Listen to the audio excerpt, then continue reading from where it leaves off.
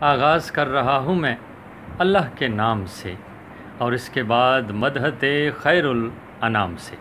جماعت داہم کے عزیز طلباء و طالبات، السلام علیکم۔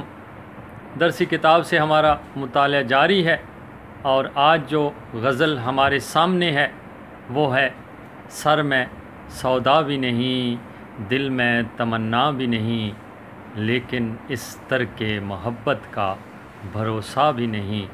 اور اس کے خالق ہیں فراق گورکھ پوری۔ تو سب سے پہلے اس غزل کے مشکل الفاظ کے معانی تیار کریں گے، اور اس کے بعد شاعر کا تعارف۔ تو آئیے ذرا کتاب دیکھتے ہیں۔ طلباء و طالبات، یہ آپ کی غزل ہے، شروع کرتے ہیں۔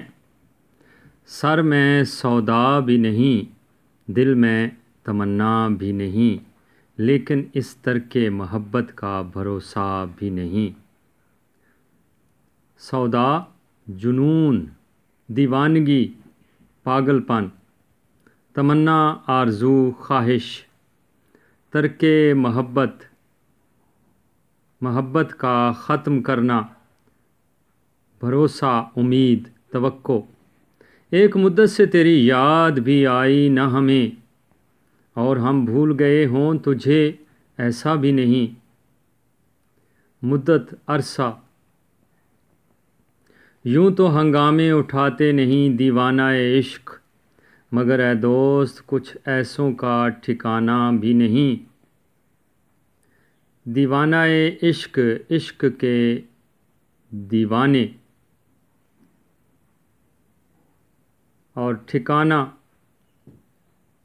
رہنے کی جگہ، ہنگامے، لڑائی جھگڑا وغیرہ۔ آج غفلت بھی ان آنکھوں میں ہے پہلے سے سوا، آج ہی خاطر بیمار شکیبہ بھی نہیں۔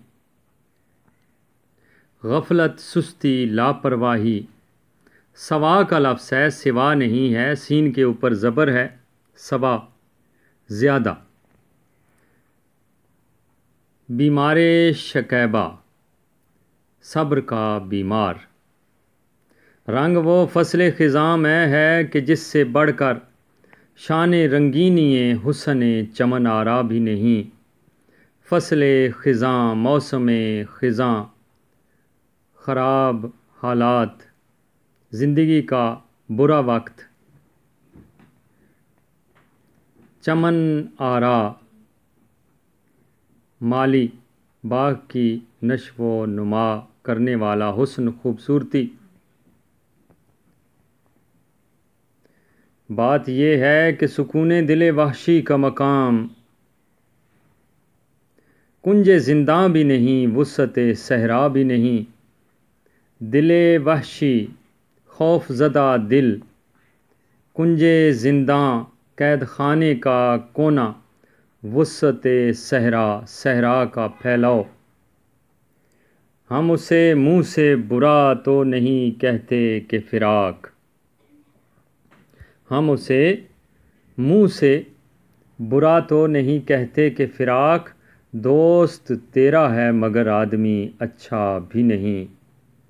یہ یہاں تک مشکل الفاظ کے معنی یقیناً آپ نے ذہن نشین کر لیے ہوں گے۔ یہ لکھیے گا، یاد کیجئے گا۔ یہ تعارف ہے جی فراق گورکھ پوری کا۔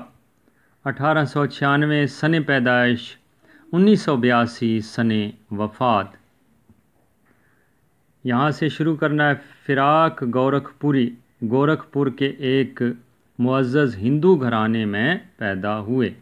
یہاں سے لے کر جناب شعر کہنا شروع کر دیے تھے۔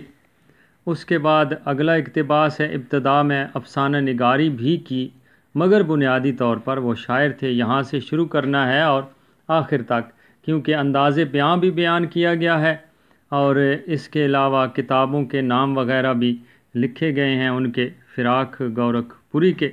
امید ہے آپ سمجھ گئے ہوں گے۔ نشان زدہ تعارف لکھیے اور یاد کیجئے۔ جی طلباء و طالبات، امید ہے آپ سمجھ گئے ہوں گے۔ اس کے ساتھ ہی آپ کا معلم ممتاز گوندل آپ سے اجازت چاہتا ہے۔ انشاءاللہ اگلی رہنمائی کے لیے دوبارہ حاضر ہوں گے۔ آپ کو یاد دہانی کروا دوں کہ مشکل الفاظ کے معنی لکھیے گا اور یاد کیجیے گا، کیونکہ اگر آپ معنی یاد کر لیں گے تو ہر شعر کا مفہوم آسانی سے آپ پر واضح ہو جائے گا، اور جب مفہوم واضح ہو جائے گا تو آپ آسانی سے تشریح بیان کر سکیں گے۔ اگلی جو ویڈیو بنے گی اس میں آپ کو اشعار کا مفہوم بتایا جائے گا۔ اللہ نگہبان۔